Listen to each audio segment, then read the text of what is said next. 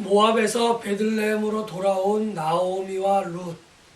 나오미와 룻의 관계는 시어머니와 며느리입니다.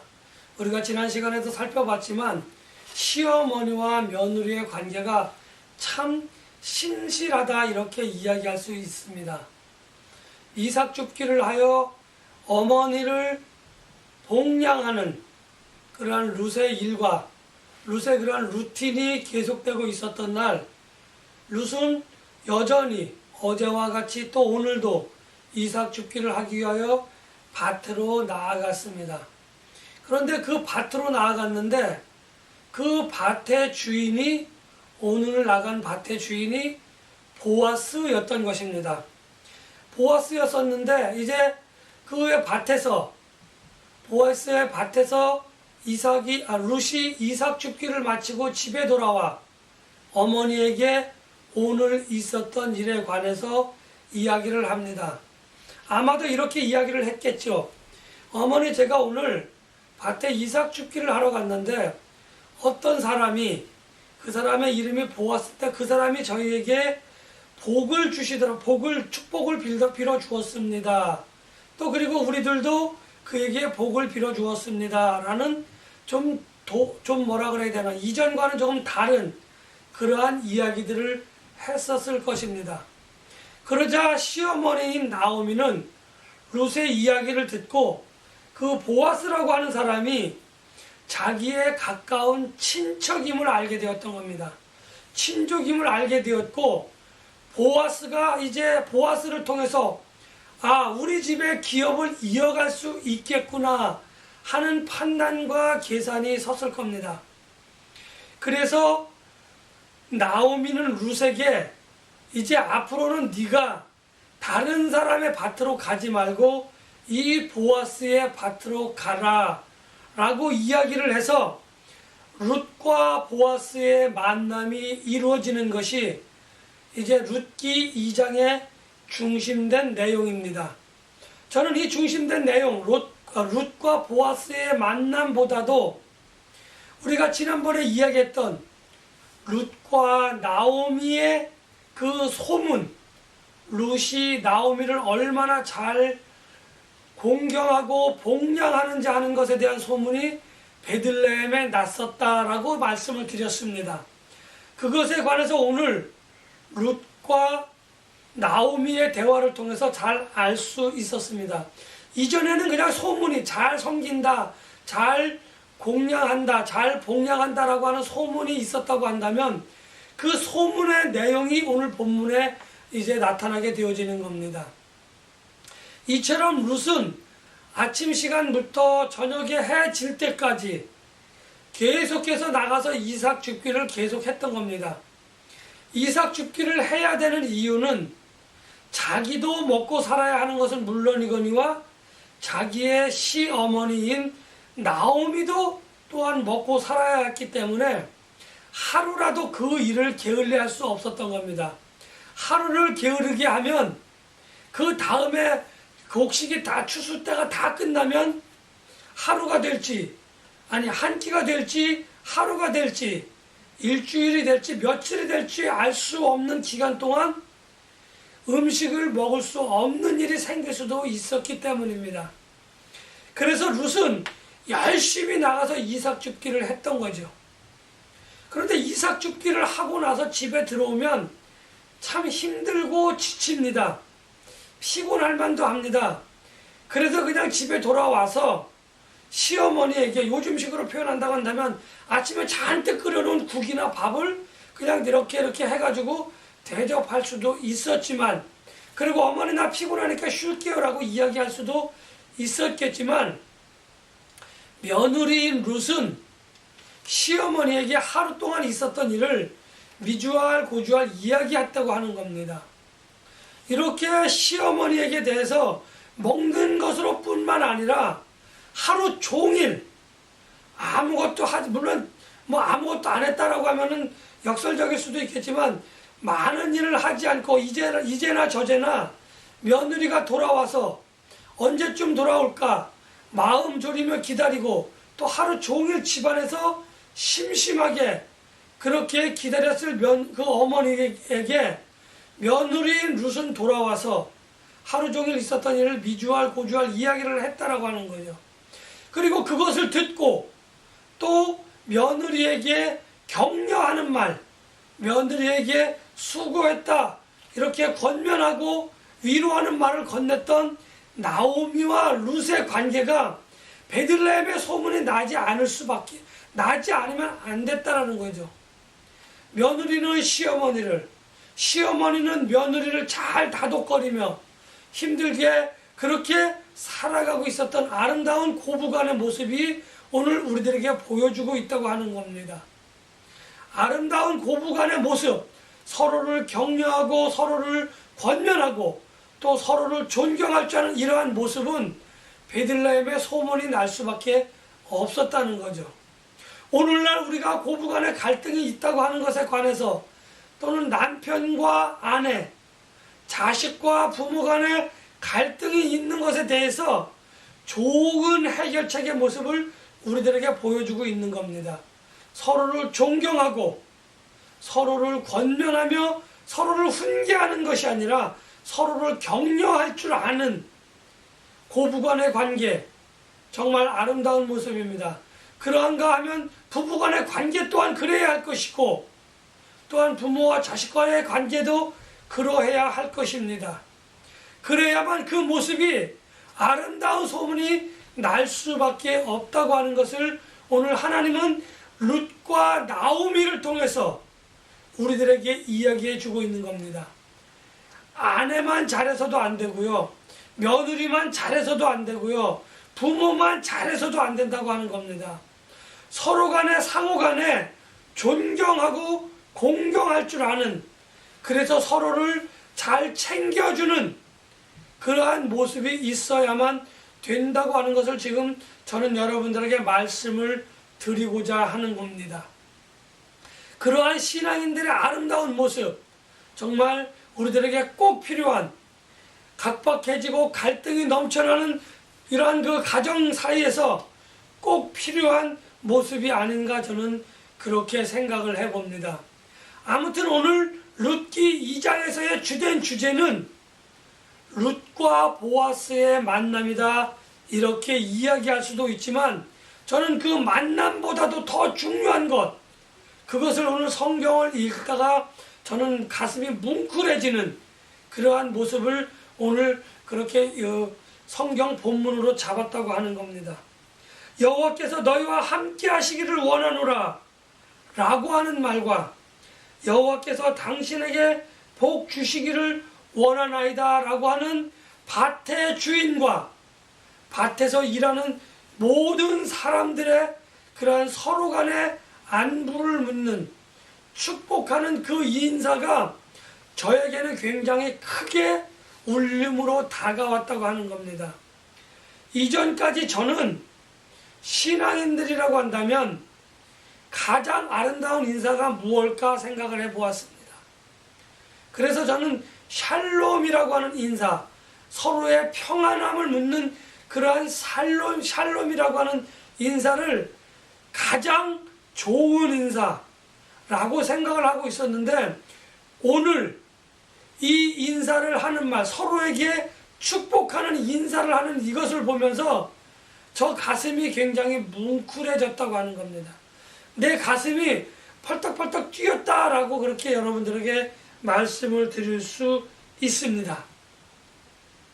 오늘 룻과 보아스의 첫 만남에서 이루어지는 이 인사를 통해서 나오미라고 하는 시어머니는 이제 우리도 보아스를 통해서 룻과 보아스가 결혼을 한다고 한다면 우리의 기업을 이어갈 사람이 있겠구나 이렇게 판단을 하고 그 만남을 적극적으로 주선하고 그 만남의 결과로 결혼이라고 하는, 혼인이라고 하는 결과가 맺기를 바라는 나오미의 말과 행동을 우리는 볼 수 있습니다.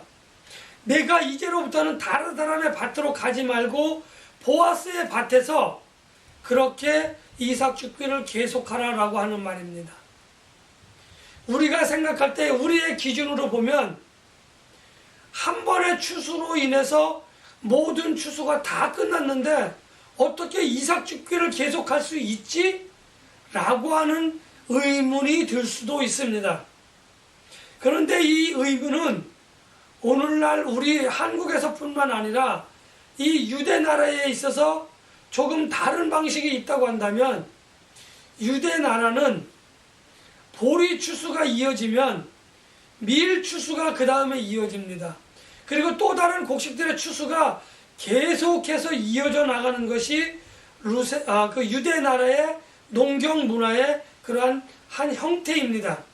그렇기 때문에 오늘 풍년이 들었다고 하는 소문을 듣고 모압 땅에서 본토와 친척과 아비의 집을 떠나서 온 룻은 보리 추수가 끝나면 밀 추수가 있을 것이고, 밀 추수가 끝나면 또 다른 작물들의 추수가 있었기 때문에 시어머니 나오미는 보리 추수 때부터 밀 추수 그리고 다른 작물의 추수가 다 끝날 때까지 보아스의 밭을 떠나지 말라라고 룻에게 권면을 하고 그렇게 이야기를 했다고 하는 것을 우리는 기억하고 있어야 합니다.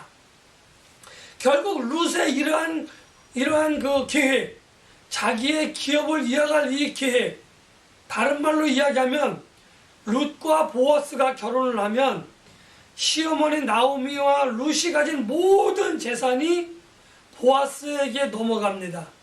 그리고 보아스는 이 두 여인을 그들이 죽을 때까지, 자기가 가진 그 재산이 다할 때까지 그들의 생계를 책임지고 또 그들의 후손까지도 책임져야 되는 그 일을 맡게 된다고 하는 겁니다. 이것이 바로 기업을 이어나간다고 하는 말의 의미인 것입니다. 아무튼 나오미의 이러한 계획과 하나님의 계획은 이제 보아스와 룻의 만남을 통해서 그 후손을 통해서 장차 오시겠다고 하는 그 메시아의 그러한 가계도, 패밀리 추리가 거기서부터 또 이어져 나간다고 하는 것을 우리는 성경을 통해서 잘 알 수 있습니다. 아무튼 나오미의 계획과 하나님의 구원의 섭리의 계획이 있었기 때문에 성경에서는 우연히 보아스의 밭으로 룻이 간 것 같지만 하나님의 섭리에는 우연이라고 하는 것이 없습니다.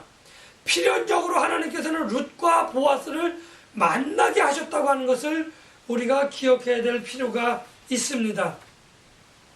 아무튼 룻과 보아스의 만남에서 이루어지는 서로를 위한 축복, 밭의 주인과 거기에 있는 모든 사람들의 서로를 위한 축복의 중심에는 누가 있었다? 하나님이 있었다고 하는 겁니다. 여호와께서라고 하는 이 말이 주는 의미는 그렇다고 하는 거죠. 제가 왜 이 말을 아름다운 축복이다, 아름다운 인사다라고 판단을 했냐면, 먼저 보아스의 입장에서 살펴보면 보아스는 자기가 가진 밭이기 때문에 과감하게 너네가 나 때문에 먹고 살 수 있는 줄 알아 라고 하는 교만과 자만이 들어서 자 열심히 해라, 그리고 많은 곡식들을 거둬들여라, 그리고 이삭 죽기를 하지 못할 만큼 다 거둬들여라 라고 이야기할 수도 있었어요.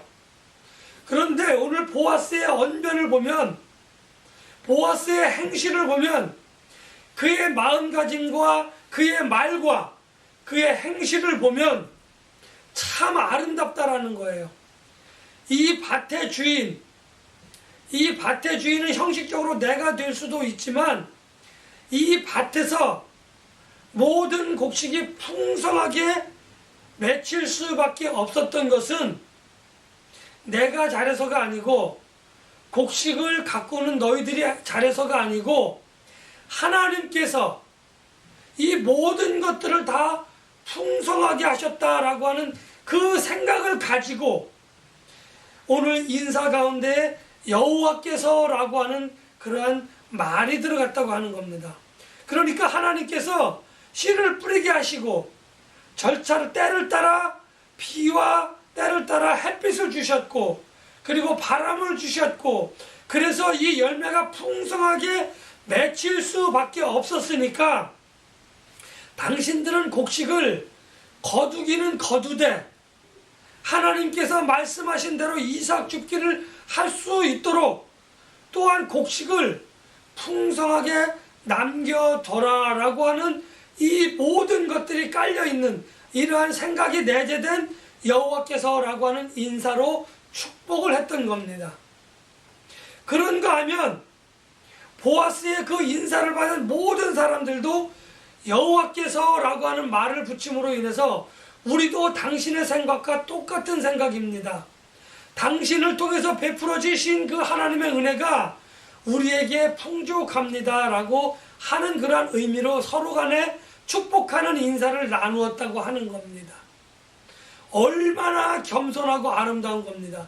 자만할 수도 있었어요. 교만하게 그렇게 할 수도 있었고요. 내가 하나님의 말씀대로 당연히 그렇게 해야지 라고 말할 수도 있었습니다. 그렇게 생각할 수도 있었습니다. 그러나 오늘 모든 것을 풍족하게 하시는 하나님의 은혜가 보아스에게도 있었고 그 밭에서 일하는 사람들에게도 있었고 이삭을 줍는 사람들에게도 그러한 믿음으로 그것이 그렇게 되어졌다고 하는 것을 받아들였기 때문에 아름답게 축복하는 인사가 서로에게 나누어졌다라고 하는 겁니다. 이들의 이 마음, 풍족한 곡식을 보면서 내 마음이 기쁘기도 했겠지만 그 풍성함이 밭의 주인과 거기서 일하는 사람과 이삭 줍기를 하는 모든 사람들에게 골고루 은혜로 다 나누어졌다는 거예요. 그렇기 때문에 넉넉한 마음을 가지고 서로의 축복을 비는 그러한 인사를 나눌 수 있었다고 하는 겁니다. 룻기 2장의 주된 내용이 저는 룻과 보아스의 만남이다 이렇게 이야기할 수도 있겠지만 우리는 이 만남 속에서 서로가 주고받는 그 인사의 그 배경을 우리가 한 번 더 살펴보았으면 하는 겁니다. 만남을 통해서 기업을 이어가고 만남을 통해서 구원의 섭리가 이어가기도 하지만 그 과정 속에서 나누어지는 축복의 인사, 이것은 마치 룻과 나오미가 서로가 서로를 존경하고 서로가 서로를 잘 이해하고 권면하면 서로를 그렇게 하는 가운데에 그 만남이 아름답고 축복이 되어졌던 것처럼 또 보아스와 룻의 만남이 나오미의 계획과 하나님의 섭리가 교차하는 그 지점이 되었던 것 같이 오늘 우리도 비록 내 삶이 힘들고 어렵고 아니 고난과 고통 가운데에 정말 축복할 수 없을 것 같다고 할지라도 하나님이 오늘 내 눈에 보이도록 해주신 내 마음에 풍성하도록 해주신 그 열매를 당장은 보이지 아니할지라도 하나님께서 나를 지금까지 인도해 주셨구나, 장차 내게 풍성하게 은혜를 주실 것이야 라고 하는 그 믿음을 가지고 나누는 그 인사가 오늘 우리 가족 안에, 우리 교회 안에, 우리 신앙 공동체 안에 풍성해야 할 것입니다. 서로에게 풍성하게 나누는 그 인사, 물론 가족 간에, 신앙 공동체 간에, 또 내가 속한 어떤 커뮤니티 가운데에 내가 그를 정말 축복하는 인사를 할 수 없을 만큼 미워하는 사람도 있다고 하는 것을 부인하지는 않겠습니다. 그러나 그럼에도 불구하고 하나님께서 나에게 오늘 이렇게 축복하는 인사를 나누라고 이렇게 교훈을 주신 그 이유는 하나님 안에서 좀 더 영적으로, 하나님 안에서 좀 더 물질적으로 풍성한 내가 그렇지 못한 사람들에게 풍성함을 가진 축복의 인사를 나누는 것을 통해서 하나님을 믿지 않는 사람들이 또는 하나님 안에서 은혜를 충분하게 체험하지 못한 사람들이 하나님의 은혜가 저 사람에게는 저렇게 임하는구나, 믿는 사람들에게는 과연 하나님이 살아계셔서 저렇게 풍성하게 해주시는구나 하는 것을 깨달을 수 있는 그 인사가 되어져야 할 것입니다. 그래서 하나님의 축복을 받는 사람들의 그 모습을 사모하며 믿지 않는 사람들이 하나님께 돌아오고, 또 은혜 가운데 지치고 힘든 사람이 그래 그렇구나 라고 해서 힘을 내서 함께 우리와 함께 나아갈 수 있어야 하는 겁니다. 나만 잘해서는 되지 않습니다. 그 사람도 잘하고 나도 잘해야 합니다. 그러나 좀 더 넉넉한 여유를 가진 사람이 먼저 인사를 건넬 줄 아는, 하나님의 은혜와 하나님의 축복이 조금이라도 더 풍성한 사람이 그러한 은혜를 나누어 그렇게 되어져야 할 것입니다.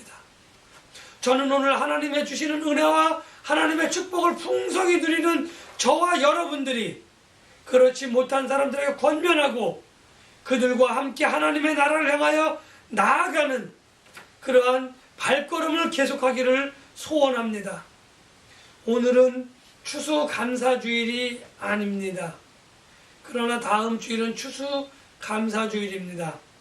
힘들고 어려운 한 해를 계속해서 살아왔습니다.